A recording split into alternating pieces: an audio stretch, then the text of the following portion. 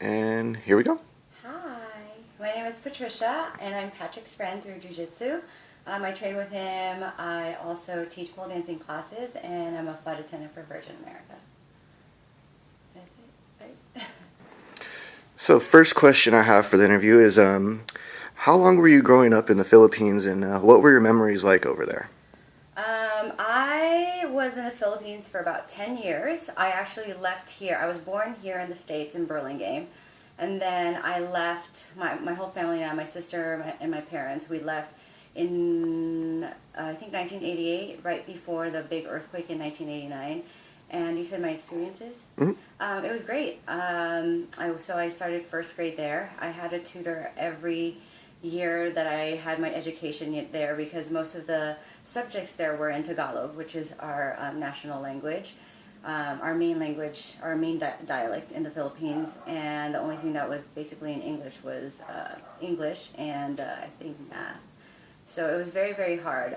Tagalog is a very, very complex language to learn, but my experiences there were amazing, and I got to experience my parents' basically their background and where they came from, and my dad and my mom both came from a very, very poor family. But living there, we were, I guess you would say, like middle upper class.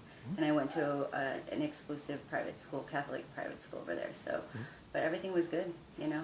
Been able to experience the third world country. What was your fondest memory when you're over there? My fondest memory is when we used to go every single week. So we lived in this kind of middle upper class, maybe I would say upper class neighborhood. And then every single weekend, my dad and my mom we would spend our weekends going to where my dad was from, which is this place called Baclaran, and it's like literally like shanties and like basically almost like this kind of like a squatter area.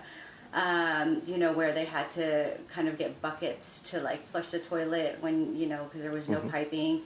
And street vendors, like, you know, eating, you know, chicken feet off like street vendors.